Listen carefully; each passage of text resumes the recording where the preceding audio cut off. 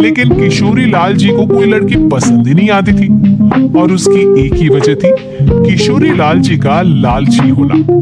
उनको लड़की वालों से मोटा दहेज चाहिए था और इसी चक्कर में एक दिन वो एक बहुत पैसे वाले के घर अपने बेटे का रिश्ता लेकर पहुंचे। उस आदमी का नाम था ओम प्रकाश। देखिए किशोरी लाल जी, मेरी एक ही बेटी है और मेरी सारी संपत्ति जायदाद सब कुछ मेरी बेटी नैना का ही है। पापा, नाम से लगता है बहुत खूबसूरत होगी। कितना अच्छा नाम है ना, नैना।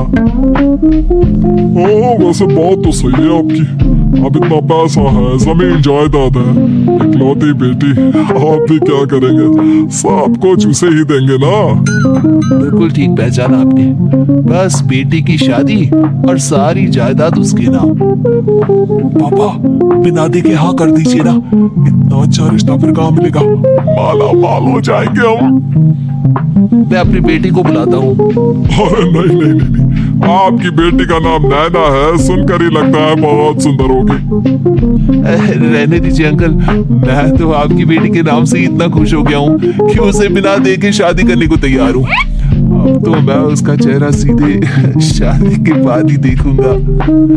और इस तरह राघव नैना का चेहरा नहीं दिखता और उससे शादी कर लेता है। शादी के बाद अपनी सुहाग रात पर जब राघव नैना का घूंघट उठाकर देखता है तो नैना की आंखें बंद थी। कितनी खूबसूरत हो तुम नैना, जरा अपनी आंखें खोलकर मेरी तरफ देखो तो सही। नहीं, मुझे शर्म आती है। अरे मैंने तुम्हें शादी से पहले भी नहीं देखा और अब अगर तुम आंखें खोलकर मुझे देखोगी भी नहीं तो मुझे अच्छा कैसे लगेगा? इससे पहले कि नैना अपनी आंखें खोलकर राघव की तरफ देखती, अचानक से लाइट चली गई और राघव नैना को पूरी तरह से देख भी नहीं पाया। अगली सुबह नैना राघव के लिए नाश्ता बनाकर लेकर आई।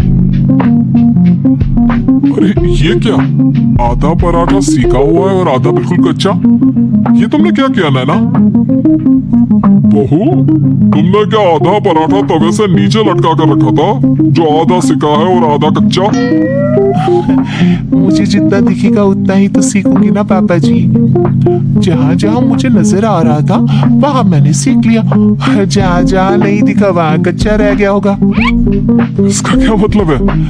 ये कैसा मजाक कर रही है तुम? अरे बहू, तुमने इतना लंबा घूंघट क्यों लगाया हुआ है? देखो, हमारे घर में बहुओं को बेटी की तरह रखा जाता है और फिर तुम तो इतना सारा माल लेकर आई हो। देखो, घूंघट डालकर रखने की कोई जरूरत नहीं है। हाँ नैना, पापा जी ठीक कह रहा है, तुम तो आराम से रहो, अपना ही घर समझो। नैना अचानक से अपना घूंघट उठा लेती है।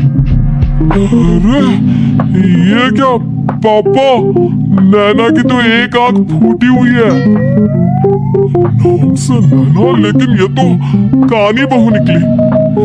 मेरे साथ धोखा हुआ है, धोखा। बिना दिखाए अपनी कहानी लड़की मेरे संग ब्याह दी। मुझे कहानी भी नहीं चाहिए। जी अभी ओम प्रकाश जी से बात करनी पड़ेगी। आखिर उन्होंने मेरे साथ ऐसा किया क्यों? अरे, आप लोगों ने ही तो पापा से कहा था कि आप लोग शादी से पहले मुझे देखना नहीं चाहते। अब मेरे पापा पर क्यों इल्जाम लगा रहे हैं? अरे लेकिन उन्हें बताना तो चाहिए था ना कि तुम कहानी हो, एक आंख से तुम्हें दिखाई नहीं देता। किशोरी लाल और राघव नाराज होकर ओम प्रकाश को अपने घर बुलाते हैं। पापा जी, ये आपने क्या किया? शादी से पहले बताया क्यों नहीं कि नैना की आंखों में परेशानी है? अरे आप भी ने तो लड़की देखने से मना कर दिया था। और लेकिन आप बता तो सकते थे। आपको तो हमारी बेटी की प्रॉपर्टी चाहिए थी, वो भी पूरी की पूरी। अब क्या हुआ अगर उसे आधा दिखाई देता है?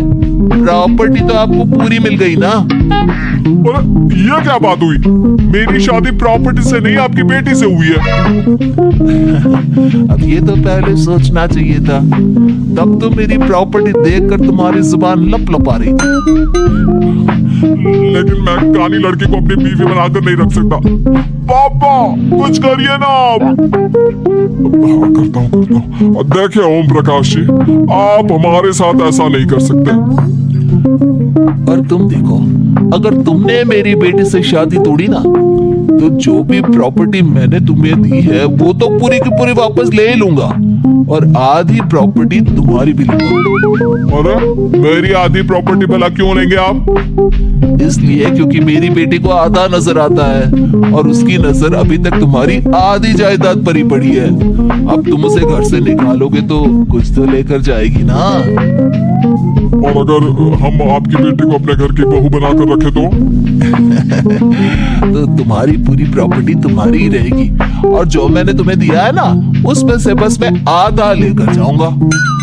अरे लेकिन अब आप अपनी दी हुई प्रॉपर्टी में से आधी वापस क्यों लेकर जाएंगे? अगर मैं आपकी बेटी को अपनी पत्नी बनाकर रखने को तैयार हूं तो? इसलिए ताकि भविष्य में अगर तुम मेरी बेटी को धोखा दो तो उसके पास कुछ तो रहे जो पति का हो। वैसे मेरे पास तो बहुत कुछ है, लेकिन अपने पति की कोई निशानी तो उसके पास होनी चाहिए ना। अब अगर तुमने मेरी बेटी को कहानी कहा तो तुम्हें प्रॉपर्टी भी कहानी ही मिलेगी, पूरी नहीं। जमाए राजा। किशोरी लाल और राघव समझ चुके थे कि वो पूरी तरह फंस चुके हैं और अब उनके पास वहां से निकलने का कोई चारा नहीं है। अब समझ में आया ना, लालच बुरी बला होती है। एक तो तुम्हें प्रॉपर्टी मिली, ऊपर से बीवी मिली, उसमें तुम्हें नखरे भी दिखाने हैं। आए बड़ी, चुपचाप बैठो तुम। कुछ दिनों के बाद नैना राघव की कार लेकर बाजार घूमने निकलती है, और जब कार लेकर वापस आती है, ये क्या? एक तरफ से मेरी गाड़ी पूरी खराब हो चुकी है। लगता है तुमने मेरी गाड़ी को किसी दूसरी गाड़ी के साथ एक्सीडेंट किया है। अरे कितना बड़ा नुकसान कर दिया तुमने बहू। वो क्या है ना पापा जी, मुझे एक आंख से दिखाई नहीं दे रहा था, सामने से गाड़ी आ रही थी। मुझे तो सिर्फ आधा ही दिखाई दिया और वो गाड़ी मेरी कार से रगड़ती हुई निकल गई। अब मैं क्या करूं बताओ? आप इसे ठीक कराने के पैसे कौन देगा? तुम्हारे पापा? तुमने मुझसे इस तरह से बात की? अभी रुको। नैना राघव की शिकायत ओम प्रकाश को कर देती है। देखो राघव, अब जो मेरी आधी प्रॉपर्टी तुम्हारे पास थी ना, उसमें से आधी और मैं लेकर जाऊंगा, क्योंकि तुमने मेरी बेटी को डांटा। अरे नहीं पापा जी, गलती हो गई, माफ कर दो। गलती की तो कोई गुंजाइश ही नहीं। अगली बार मेरी बेटी को डांटा तो बची हुई आधी में से आधी और ले जाऊंगा। लालच के चक्कर में हम दोनों ने बहुत बड़ी गलती कर दी बेटा। एक तो तुम्हें कानी बहू मिली और ऊपर से जो माल मिला वो भी काना। इस तरह राघव की हर एक गलती पर ओम प्रकाश उसकी प्रॉपर्टी का आधा आधा हिस्सा लेकर अपना सारा माल वापस ले गया और राघव को कानी बीवी से काम चलाना पड़ा।